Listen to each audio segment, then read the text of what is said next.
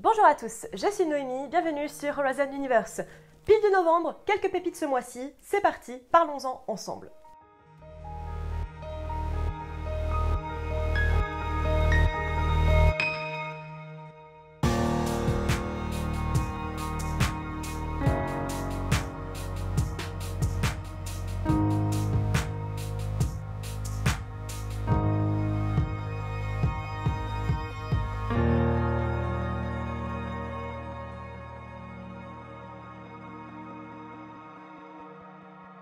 Et on commence avec Valis, Siva en français de Philippe Cadic, sorti en 1981.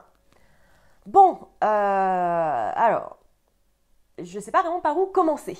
C'est le premier roman de la trilogie divine de Dick, son exégèse comme il l'appelle, un livre extrêmement barré où Dick est un des narrateurs en discussion avec une de ses autres personnalité, je crois, qui s'appelle Horselover Fat, la traduction en grec et allemand de Philippe Dick, sur la religion, la spiritualité, pendant qu'une intelligence extraterrestre modifie la réalité et qu'un messie, une petite enfant nommée Sophia, le guérit de sa schizophrénie.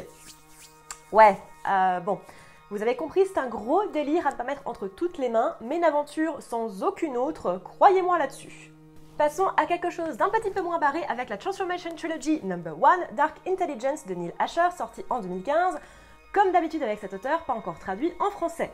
Thorvald Spear se réveille d'entre les morts après une guerre combattue il y a plus d'un siècle entre les humains et les Prador, pour rappel des langoustes tueuses de l'espace. Il décide de dédier sa nouvelle vie à la vengeance, vouant à détruire l'IA Penny Royal, toujours libre après avoir décimé ses forces.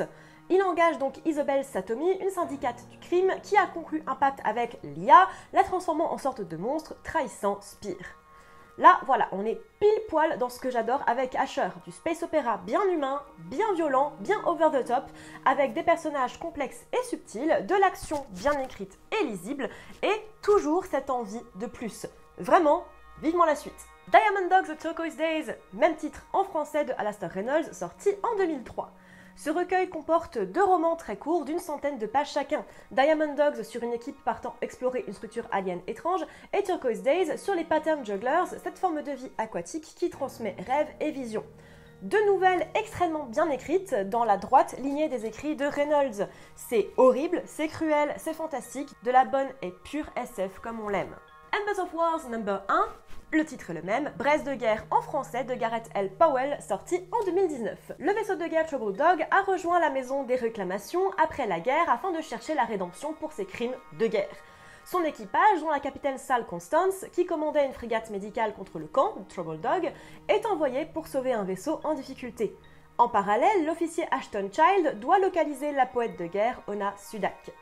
Et en voilà un space opéra militaire d'action plutôt intéressant. On va pas se mentir, il y a quelques facilités et passages un petit peu rushés, mais je me suis vraiment laissé entraîner par le délire. L'univers est bien sympathique, les IA vaisseaux très culture style, les personnages tiraillés par des guerres et des factions, c'est plutôt bien fait, ça me donne envie d'en savoir plus sur son univers, le pari est donc réussi.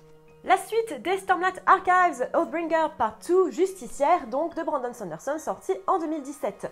Ça devient vraiment difficile de parler de cette saga sans spoiler ou rien dévoiler, que ce soit si les personnages sont encore en vie ou juste le déroulé de l'histoire. Je dirais simplement que ça passe enfin la seconde sur beaucoup de points et que j'ai beaucoup plus apprécié que la partie 1, cette partie 2, et que j'ai hâte de voir ce que Rhythm of War a à dire parce que c'est plutôt touffu.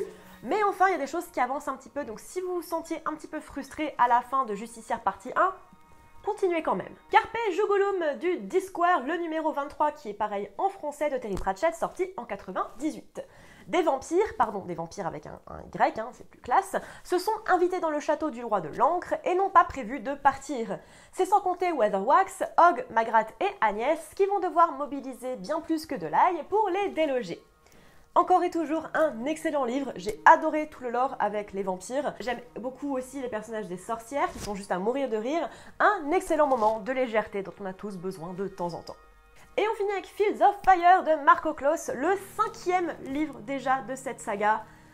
Et je suis désolée, mais il serait peut-être temps de la conclure parce que c'est la même chose en boucle et encore et encore et encore. On a les mêmes problèmes, les mêmes personnages. Et puis franchement, là, ce bouquin, il m'a vraiment énervé sur énormément de points, notamment tout le discours sur la famille avec le héros qui m'a vraiment énervé. J'avais fait un post sur Twitter exprès. Non, mec, et d'ailleurs c'est valable pour tous les hommes, Quand une femme dit qu'elle ne veut pas d'enfant, ça va pas changer si elle a enfin trouvé un mec avec une bonne bite. Je dis ça, je dis rien. Voilà tout le monde, cette petite pile du mois de novembre est terminée. N'hésitez pas à me dire en commentaire ce que vous avez lu, vous, au mois de novembre, et ce que vous avez prévu de lire au mois de décembre. On se retrouve comme d'habitude sur mes différents réseaux sociaux, notamment Instagram ou Twitter, où je suis la plus active. On se retrouve la semaine prochaine pour une nouvelle vidéo thématique. Et d'ici là, je vous dis à bientôt dans l'univers.